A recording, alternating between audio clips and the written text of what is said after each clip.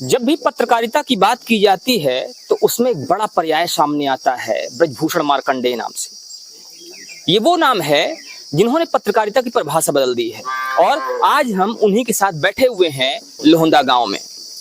कौशाम्बी जिले का ये वो गांव है जो इस समय पूरे देश में चर्चा का विषय बना हुआ है। आइए हम बात करते हैं ब्रजभूषण मार्कंडेय सर से और इनसे जानने की कोशिश करेंगे कि आखिर इस विषय पर इनकी क्या राय है।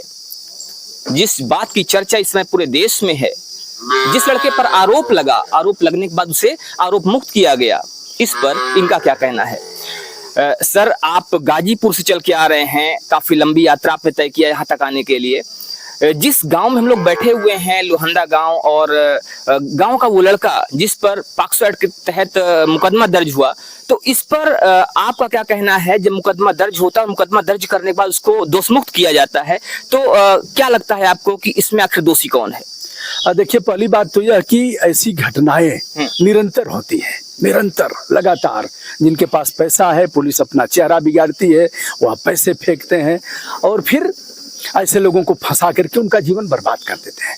जो लोग जेल से साल 2 साल 4 साल बाद निर्दोष होकर के आते हैं बाहर, एक तो शादी विवाह नहीं होगा, दूसरे मान लिया जाता है कि अरे इसने तो घिनौना कृत्य किया है, लोग पानी नहीं पिएंगे। पहले लोग कुजात कर देते थे, यानी बिरादरी से अलग कर देते थे।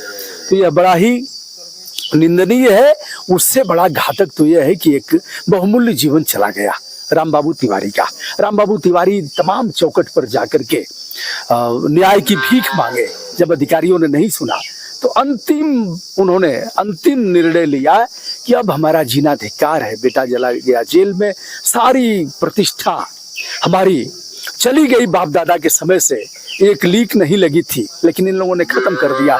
अब हे भगवान, अब उठा ले जीता तो ठीक रहा। तो वह चले गए। अब इस मामले में जमानत भी हो गई। पुलिस ने मान लिया कि वह आरोप थे, वह मिथ्या थे, आरोप वह सत्य नहीं थे।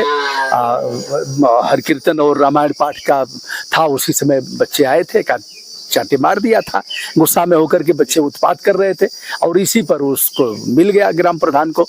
तो यह तो जघन्यतम अपराध है और वह क्षमा के पात्र ऐसे लोग नहीं है। सर, जैसे आपने बताया कि जघन्यतम अपराध है और क्षमा के पात्र ऐसे लोग नहीं हैं, किसको दोषी माना जाना चाहिए। क्योंकि जब ये गिरफ्तारी हो रही थी उस समय कहीं ना कहीं इस चीज का संज्ञान लिया जाना चाहिए था, मामले की जांच की जानी चाहिए थी, तब जेल में डाला जाना चाहिए था। और शायद यही वजह रही कि एक निर्दोष व्यक्ति आत्महत्या कर लेता है, उसकी मौत हो जाती है। किसको मानते हैं दोषी आप। 3-4 चीजें इसमें हम देखेंगे उस एंगल से। पहला तो यह है कि पुलिस ऐसे मामलों में खट से अपराध दर्ज करेगी और जेल भेज देगी। कारण वो लोड लेना नहीं चाहेगी। कल उनका एसपी भी कहेगा कर क्या रहे थे, क्यों नहीं दर्ज किए। तो यह मामला है। दूसरा जो वो खेल है, इसकी बात हम कर रहे हैं। ऐसे मामलों में कई बार देखा जाता है कि लोगों की जिंदगियां तबाह हो जाती हैं। अभी हाल ही में एक मामला इसी कौशाम्बी जिले से है, जहां पर एक 100 साल से ऊपर के व्यक्ति को 48 साल तक जेल में रहना पड़ा और बाद में पता चलता है कोई निरपराध था, उसको छोड़ दिया जाता है। तो इसके पीछे क्या ये जो नियम कानून है, ये भी कुछ उत्तरदायी है क्या। बिल्कुल उत्तरदायी है और इस पर आशा करता हूं कि लोग मुकदमा करेंगे, करना चाहिए। तो लोग मुकदमा करेंगे, करना चाहिए। इस पर कहीं ना कहीं नियम कानून और साथ ही साथ वो लोग भी उत्तरदायी हैं, वो लोग भी जिम्मेदार हैं जिन्होंने बिना जांच किए हुए एक व्यक्ति को जेल में डाल दिया। तो खैर, इस पर आपका क्या कहना है, आप हमें जरूर बताइए। बने रहिए हमारे साथ खबरों अपडेट के लिए। जय हिंद।